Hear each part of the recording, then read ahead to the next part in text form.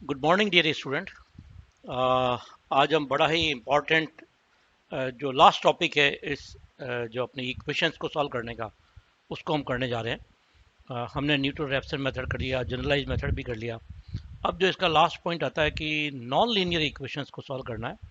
और non linear equation with two variable का मतलब अभी तक हमने जो इक्वेशन काम में ली वो केवल एक्स के अंदर थी, फंक्शन एक्स था। F X is equal to, basically जो इक्वेशन थी हमारी ये इस तरीके से थी। मगर अब जो इक्वेशन हम करने जा रहे हैं उसमें बेसिकली टू वेरिएबल को हम लेने जा रहे हैं। तो इसका मतलब है कि जो इक्वेशंस होगी वो कैसी होगी, F X and Y equal to zero होगी। ये ध्यान रखना है ना।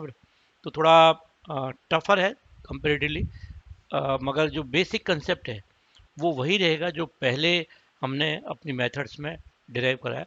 वो कि वो कंसेप्ट सारे के सारे काम में आएंगे। जो दो मेथड हम स्पेशली यहाँ पे काम में लेंगे जो हमारे सिलेबस में प्रिस्क्राइब्ड है, वो एक तो है न्यूटन रैप्सन मेथड और दूसरा है इटरेशन मेथड। ठीक है ना। तो इटरेशन मेथड और न्यूटन रैप्सन मेथड दोनों काम के, मैं दोनों मेथड को थोड़ा सा एक बार जस्ट डिस्कस कर लेता हूँ और इससे कैसे हम इसको सॉल्व करेंगे वो निकाल लेते हैं। और फिर हम आगे अपना आगे एक एक एग्जांपल लेकर के इसको सॉल्व भी करने का कोशिश करेंगे, है ना। और फिर आप लोग अपने हाथ से दो दो चार चार जितनी भी प्रॉब्लम्स अपने को अननोन मिलती हैं उसको सॉल्व करें। देखिए, एक बार मैं वापस बार बार कहता हूँ कि मैथमेटिक्स भले ही ये फिजिक्स है पर ये प्योर मैथमेटिक्स है। और हमारा जो एम है वो यही है कि कैसे मैथमेटिक्स फिजिक्स में काम में आती है, सबसे ज़्यादा काम में आती है। 11th में भी आपके एक चैप्टर था, फर्स्ट ईयर में भी चैप्टर थे। ठीक है ना, सब जगह आप पढ़ते हैं। ठीक है ना। तो रियल जो उसको खाका पहना रहा है, जो भी कंसेप्ट होता है उसको रियल रूप में, जो फिजिक्स है उसको शरीर देती है। ठीक है ना। ठीक है ना। तो वो अपने को ध्यान रखना। तो मैं सबसे पहले एक छोटा सा न्यूटन रैप्सन मेथड को कैसे करते हैं ये अपने को बताता हूँ कि इसमें कैसे काम करेंगे। तो let X zero and Y zero be the initial approximate value.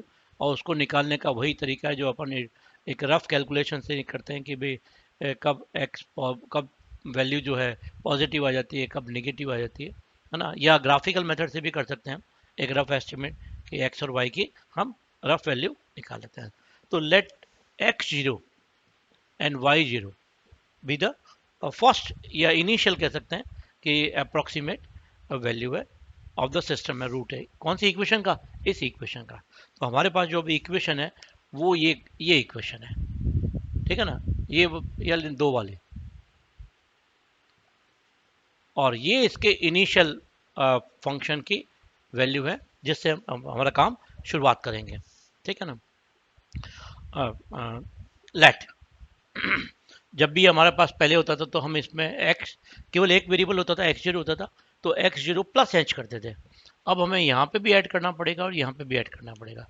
तो जो अब हम एज्यूम कर रहे हैं कि ये मान लेते हैं कि इनिशियली जो इसका सॉल्यूशन है वो क्या है, ये तो एक्स जीरो और वाई जीरो तो इसकी इनिशियल वैल्यू थी। ठीक है ना। और वाई जीरो प्लस के ये इसका मोर एग्जैक्ट वैल्यू है किसकी, हमारे आ, इस फंक्शन की। तो फिर हम क्या करते थे, हम टेलर सीरीज से एक्सपेंड करते थे और एक्सपेंड करके हम वैल्यू क्या करते थे, निकालते थे। ठीक है ना। अब यहाँ पे हमें जो टेलर सीरीज काम करनी पड़ेगी वो क्या करनी पड़ेगी, विथ टू वेरिएबल को काम में लेके काम करना पड़ेगा। तो मैं अपने जो सबसे पहले जो इनिशियल फर्स्ट चैप्टर के अंदर हमने काम करे थे वहाँ पे टू वेरिएबल्स वाले इक्वेशंस को लेकर के हम काम करेंगे। ठीक है ना। तो हमारे पास अब जो इक्वेशन है वो बेसिकली ये है। ठीक है ना। तो अब चूंकि बेसिकली हमारे पास दो वेरिएबल हैं तो हमारे पास दो इक्वेशंस होनी चाहिए। एक तो एफ हो सकती है और एक क्या होगी दूसरी इक्वेशन, जी होगी। ठीक है ना। तो हमें ध्यान रखना है कि अब हमारा जो काम है वो एक इक्वेशन से, ये तो एक इक्वेशन थी, दूसरी इक्वेशन को हम ले लेते हैं जी।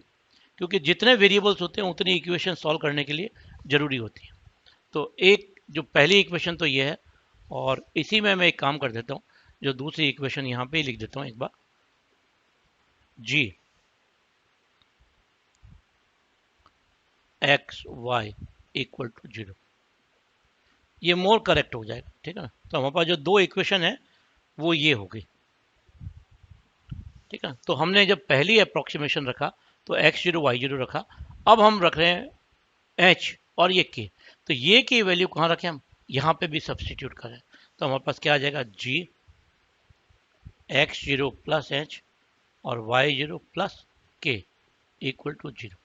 ये दो हमारे पास जो सेट है, ये दोनों अब हम कहेंगे कि ये एग्जैक्ट है, करिए अभी इनिशियली जो हम लेके चलेंगे कि एग्जैक्ट वो होंगे नहीं, फिर हम नेक्स्ट स्टेप पे आगे और बढ़ेंगे। ठीक है ना, तो अभी हमारे पास ये इक्वेशन होगा, तो अब हम इन दोनों इक्वेशन को क्या करें, एक्सपेंड करें। ठीक है ना, टेलर से इसे अपना एक्सपेंड कर लें और एक्सपेंड करके हायर ऑर्डर को क्या कर दें, नेगलेक्ट कर दें। ठीक है, तो ये हम लेकर के यहाँ पे काम करेंगे। तो मैं इसको आगे लेता हूँ और इसको एक्सपेंड करता हूँ और एक्सपेंड करके इसकी वैल्यू को निकालता हूँ। तो पहले मैं जो एफ वाली इक्वेशन है इसको एक्सपेंड करता हूँ और फिर इसको एक्सपेंड करता हूँ।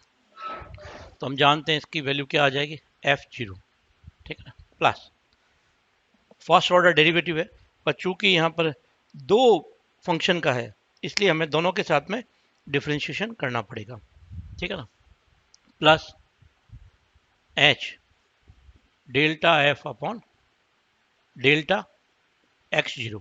x0 का क्या मतलब है वो मैं आपको अभी बता दूंगा। ठीक है ना, plus k delta f upon delta y0 and so on equal to 0। इसी तरीके जो सेकंड इक्वेशन आ जाएगी, जो सेकंड का सेकंड पोर्शन आ जाएगा वो दे देगा g0 plus h delta g upon delta x0 plus k delta g upon delta y0 plus and so on equal to 0। हम क्या करेंगे, हायर टर्म यहाँ पे मैं बता देता हूँ कि f0 का मतलब क्या है। f0 का मतलब है function at x0 y0। g0 का मतलब हो जाएगा फंक्शन g वाला फंक्शन x0 y0, और delta f upon delta x0 का मतलब है delta f upon delta x at x is equal to x0 and so on. ठीक है ना, जब यहाँ पे y0 आ जाएगा तो यहाँ पे y आ जाएगा, यहाँ y0 आ जाएगा, यहाँ g आ जाएगा तो g हो जाएगा एंड सो। तो ये बेसिकली हमें तीन चीज़ों को क्या करना, ध्यान में रखना है। ठीक है, एक दो और तीन। अब हम हायर टर्म को नेग्लेक्ट कर देते हैं, तो जैसे ही हम हायर टर्म को नेग्लेक्ट करेंगे तो क्या हो जाएगा, हमारी जो इक्वेशंस आ जाएंगे वो ये आ जाएंगे। हायर टर्म को नेग्लेक्ट करने के बाद मेरे पास ये रह जाएगा और ये रह जाएगा इक्वल टू 0 रह जाएगा। तो मेरे पास इक्वेशन आ जाएगी h delta f upon delta x0 plus k delta f upon delta y0 equal to minus f0, और दूसरी इक्वेशन हो जाएगी h delta g upon delta x0 plus k delta g upon delta y0 is equal to minus g0।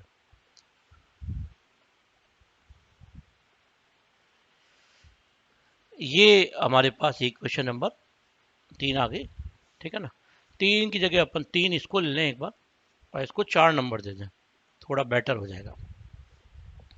ये equation हमारे पास basically आ गए। In equation को solve कर देंगे, ये दो वेरिएबल हैं एच और के, दो वेरिएबल में इक्वेशन है, इसको सॉल्व कर देंगे। सॉल्व करके हमारे पास क्या वैल्यू आ जाएगी, इन दोनों इक्वेशन को सॉल्व करके हमारे पास एच की कोई वैल्यू आ जाएगी और के की कोई वैल्यू आ जाएगी। ये न्यूमेरिकल है, ये न्यूमेरिकल है, ये न्यूमेरिकल है, ये भी न्यूमेरिकल है, ये न्यूमेरिकल है। तो यहाँ पे h into something constant quantity plus k into constant quantity equal to some quantity, ऐसा का ऐसा यहाँ पे आ जाएगा। एच और के लिए हम सॉल्व कर देंगे और जैसे ही हमारे पास एच और के की वैल्यू आ जाएगी तो हमारे पास इनिशियल वैल्यू बन जाएगी x1 बराबर x0 प्लस एच और y1 is equal to y0 plus के। ये हमारे पास दो इक्वेशन आ जाएंगी। हम नेक्स्ट निकालने के लिए, स्टेप निकालने के लिए हम x0 को x1 से रिप्लेस कर देंगे और y0 को y1 से रिप्लेस कर देंगे और इस प्रोसेस को आगे कंटिन्यू करेंगे। ठीक है ना, कंटिन्यू करते रहेंगे टिल हमारे पास जो डिजायर्ड एक्यूरेसी है वो ऑब्टेन हो जाती है। इस तरीके से हम हमारा जो मेथड है वो उसको सॉल्व कर सकते हैं। ठीक है ना। आई होप कि पूरा मेथड समझ में आ गया होगा। ठीक है ना। हम इसके कुछ एग्जाम्पल लेंगे और एग्जाम्पल लेकर के भी क्या करेंगे, इसको सॉल्व करेंगे। और सॉल्व करने से सारी चीज़ क्या हो जाएगी, जैसे ही मैं प्रॉब्लम को लेकर सॉल्व करूंगा तो सारी की सारी जो चीज़ है वो समझ में आ जाएगी। ठीक है। इसी तरीके से हम दूसरा मेथड भी ले सकते हैं। जो दूसरा मेथड था वो था इटरेशन मेथड। ठीक है ना। इटरेशन मेथड में हम क्या करेंगे कि जैसे हम पुराना काम करते थे कि मान लो कोई इक्वेशन फंक्शन की होती थी, उसको x इक्वल टू करके दूसरी फॉर्म में लेके आ जाते थे। अब यहाँ पे एक बार नहीं, हमें 2 बार काम करना पड़ेगा। ठीक है ना। तो ये बेसिकली काम करना पड़ेगा, एक बार ना करके 2 बार काम करेंगे। ठीक है ना। तो इटरेशन मेथड में क्या करेंगे अपन, मैं बता देता हूँ। ठीक है ना।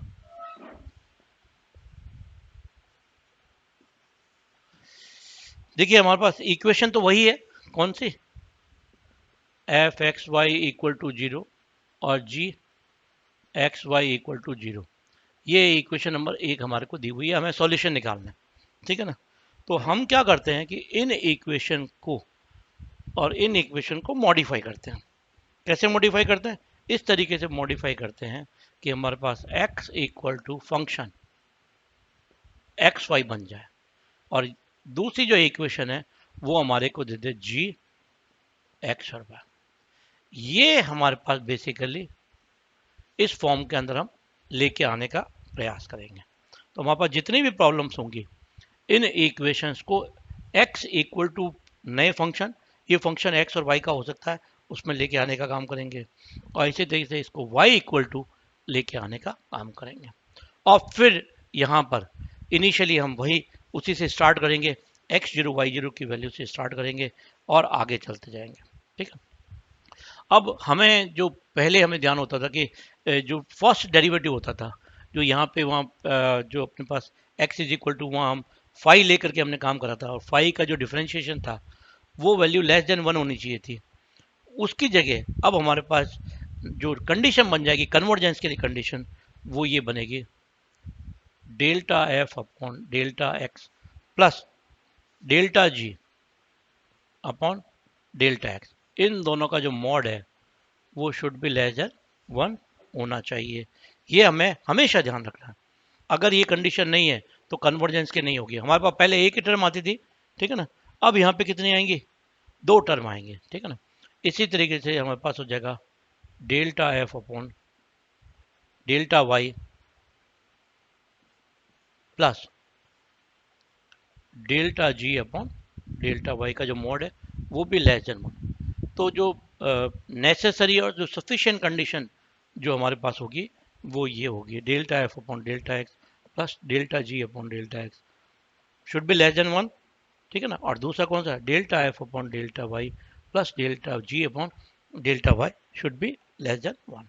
और हम इससे सॉल्व करेंगे। इनिशियली हम x0 y0 रख करके स्टार्ट करेंगे। ठीक है ना। तो x0 रख के स्टार्ट करेंगे तो हमारे पास x1 बराबर पहला आ जाएगा फंक्शन x0 y0, और y1 इज इक्वल टू आ जाएगा g x0 y0। इससे सॉल्व करेंगे और वैल्यू सब्सटीट्यूट करेंगे, और पुट करने के बाद में हमारे पास x1 y1 की वैल्यू आ जाएगी। फिर ये x1 y1 वैल्यू क्या करेंगे, हम हायर ऑर्डर में रख देंगे, तो हमारे पास x2 बराबर बन जाएगा फंक्शन x1 y1, और y2 बराबर बन जाएगा g x1 y1। इस तरीके से हम प्रोसीजर को रिपीट करते जाएंगे till desired accuracy is obtain. ठीक है ना। तो 2 मेथड है हमारे पास, दोनों के हम एग्जाम्पल लेकर के काम करेंगे। हम जानते हैं कि हमारा जो न्यूटन रैप्सन मेथड है वो थोड़ा एक्सेलरेटेड मेथड है, वो फास्ट अप्रोच करेगा रिजल्ट के ऊपर। क्यों, क्योंकि उसमें एरर होती है, स्क्वायर के अंदर कम हो जाती है। ठीक है ना। हम पहले प्रूव भी कर चुके हैं, अपने पहले लेक्चर में बता चुके हैं कि वो स्क्वायर में कम होती है। ठीक है ना। इस मेथड में जो इटरेशन मेथड है उसमें हमें कंपेरेटिवली स्टेप ज़्यादा काम में लेने पड़ते हैं। ठीक है ना। तो ये दोनों मेथड है। हम अपने जो अगले 2 लेक्चर होंगे दोनों में एक एक का एग्जाम्पल लेकर के हम इनको सॉल्व करेंगे। ठीक है ना। आप लोग एक बार इसको बेसिक कंसेप्ट को रिकलेक्ट कर लें, और रिकलेक्ट करने के बाद में इसको थोड़ा प्रैक्टिस कर लें, पुराने वाले वापस को, और अपने हाथ से मेरे कराने के बाद में एक बात ध्यान रखना, अपने हाथ से प्रॉब्लम अननोन जरूर करनी है।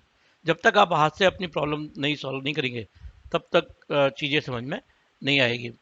आपको लगेगा कि आ गई है मगर रियल में नहीं आएगी, एग्ज़ाम के अंदर नहीं आएगी। तो बेटर है कि आप जब तक अपने हाथ से काम नहीं करेंगे तब तक आपको रिजल्ट अच्छे नहीं मिलेंगे। ठीक है, तो होप कि आपको दोनों मेथड समझ में आ गए होंगे। ठीक है ना, पहले के अंदर क्या करना है, टेलर सीरीज को काम में लेते हुए पार्शियल डिफरेंशिएशन करना है।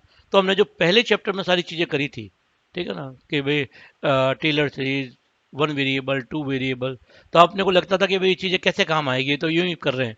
मगर रियल में उनका जो एप्लीकेशन है वो सारी की सारी यहाँ पर काम में आती है। होप आप इस पे और प्रैक्टिस करेंगे। अगले लेक्चर में मिलते हैं। Thank you very much.